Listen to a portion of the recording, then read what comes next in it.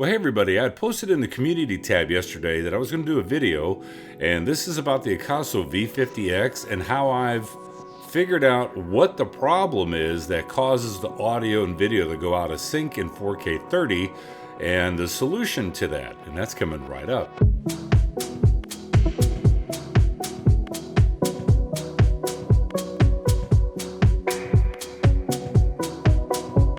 Now, you know, I've said it before, I really like the Akaso V50X. I think for the money, it's got so many things going for it that it shoots 4K natively at 30 frames per second. It has really outstanding electronic image stabilization considering its price point, because it's anywhere from $84.99 to $99. But either way, but the problem that I had was, well, first off, the audio is very low. But that's okay, we can work around that. The other thing is that the audio would go out of sync with the video after about 6 to 7 minutes. And I figured out why. And what I'm gonna do, I'm gonna show you how to fix this, and it's a very simple little solution. So let's take a look down at the camera. Okay, so once you go into the menu system and you scroll down just a little bit, you'll see time-lapse, interval. When you get to loop recording, what I've always done with every action camera is I go from loop recording, I'll put it to off because I want it to run as long of a video file as possible until it reaches that 4 GB maximum, and then it would automatically start writing a new file. What happens is, I don't know if it's the chipset inside the V50X that's not capable of continuously writing that video for so long.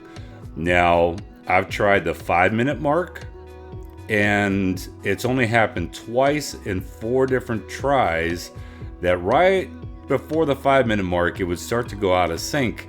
So my suggestion is hit 3 minutes. Get that, there we go. Hit the 3-minute one.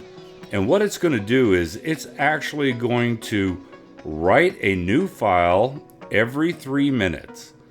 So that's going to take care of the audio sync issues. And that's going to give us an opportunity to start using the Akaso V50X in a way that if you don't like the audio and you want to use an external audio source, a little lapel microphone with an external recorder, you can do that now and sync it up and it'll stay synced, but it's an every 3-minute file. Otherwise, if you put it to off, where it's going to be an unlimited file, instead of it going to 4 gigs and then starting a new file, it stops at 3.01 gigs and starts a new file. Now, the new file that starts the second file, audio is right on the money again. The end of the first video will be all out of sync.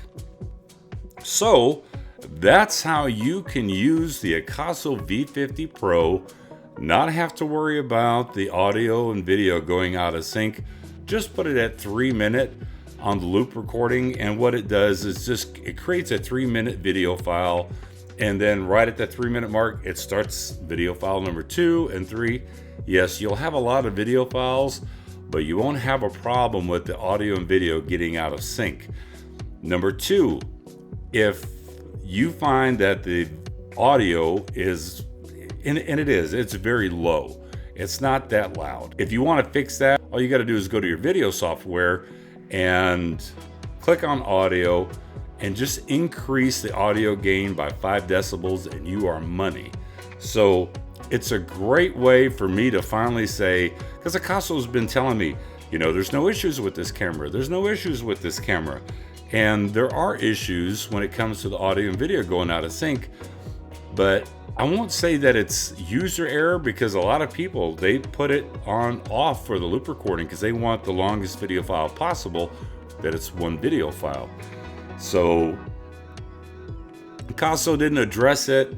They haven't addressed boosting up the microphone volume, but at this point, I'm okay with that, because with the audio sync issue being fixed, I can go back to recommending the Akaso V50X for $84.99, absolutely, because God forbid you drop it, it crashes and it smashes up on you. It's not like you just dropped a $400 GoPro Hero 8 and you're like in total shock. It's an $84.99 camera, but the video quality is very good on this camera. Like I said, the electronic stabilization I think is exceptional for it being a budget action camera. And the only other thing that I would say about the Akaso V50X that I'm not very fond of is that its color profile likes to lean towards reds a little bit. So you'll get a little bit more reds that are predominant in your video, but once again, you can fix that in post. So this is the fix, the workaround, a solution, and how I diagnosed what the problem is, because I had people telling me, hey, another reviewer told me that you're using bad SD cards. Whenever I review a product, I always make sure that if there's an issue like audio sync or the video just looks very glitchy, looks like it's dropping frames, I immediately change SD cards to rule that out. Hope you guys have yourself a good day. I hope this tip was informative. If it was, give me a thumbs up. Also, if you're new here, consider subscribing. I do tech review on a lot of action cameras, but everything: microphones, DSLRs, mirrorless cameras, gimbals, drones. If it's got electricity running through it and it's tech involved, I will definitely review it. Hope you guys have a good day, and I will talk to you later. Bye.